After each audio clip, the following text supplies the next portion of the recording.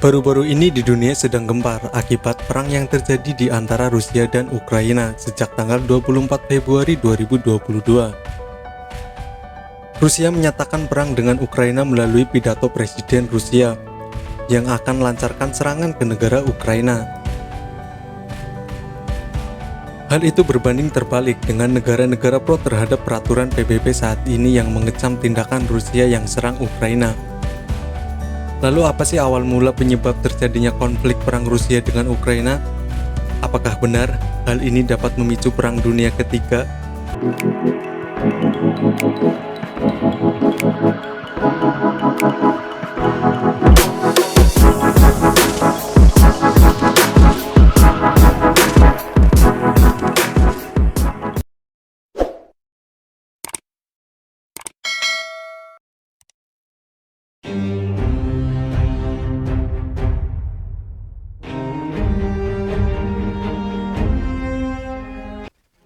Awal mula perpecahan Rusia dengan Ukraina terjadi pada bulan Desember 2021, di mana sebuah peristiwa terjadi di Rusia hingga memanaskan panggung politik global. Hal ini disebabkan karena pada saat itu Rusia menempatkan 100.000 pasukan di perbatasan Ukraina. Karena pada saat itu Presiden Rusia Putin meminta NATO dan Amerika menghentikan semua aktivitas militernya di daerah Eropa Timur dan meminta Amerika dan NATO untuk berhenti merekrut anggota yang baru dan berhenti ikut campur dalam segala urusan di Eropa Timur. Untuk mencegah hal itu, tahun 1949 akhirnya negara Eropa, Amerika, dan Kanada membentuk sebuah aliansi yang namanya NATO, di mana ada 12 negara yang menjadi penggagas utamanya. Sejak itulah kemunculan nama Blok Barat dan Blok Timur. Dan disitulah selama berpuluh-puluh tahun perang dingin terjadi. Pada tahun 1990-an, ternyata Uni Soviet tercatat menjadi negara baru yang namanya Rusia, dan Uni Soviet harus kehilangan beberapa wilayah, salah satunya Ukraina. Lepasnya Ukraina dan Uni Soviet ini ternyata ditangisi banyak orang.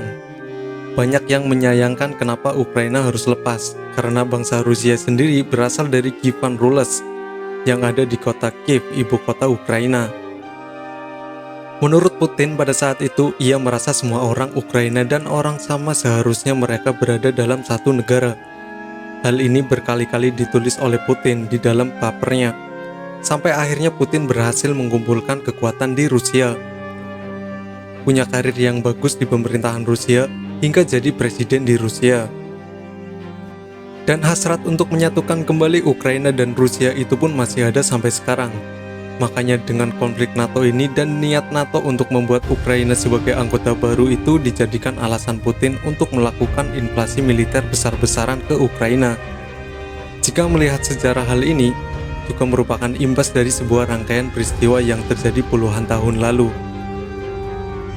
Pada saat itu tahun 90-an Ukraina sudah jadi negara yang merdeka. Meski demikian, Ukraina masih belum lepas dari bayang-bayang Rusia ataupun kontrol Rusia.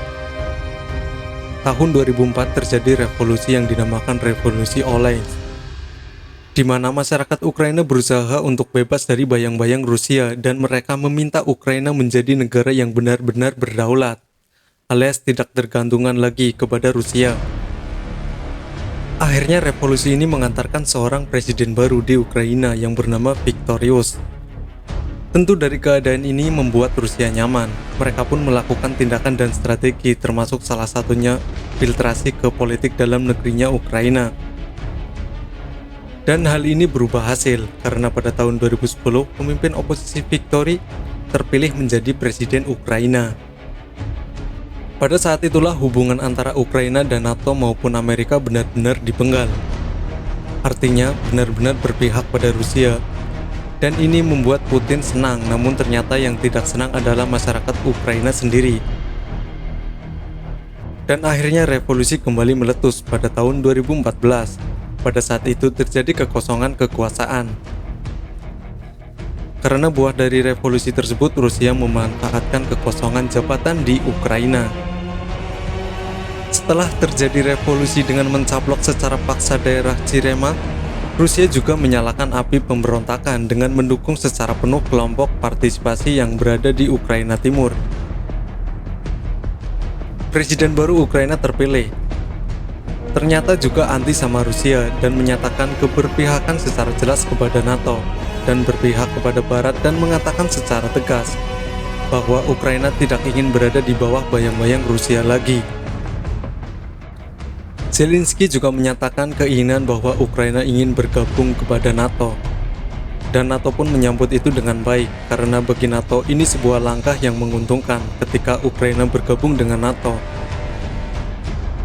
Maka mereka bisa saja membuat pangkalan militer di sana, di bagian Eropa Timur.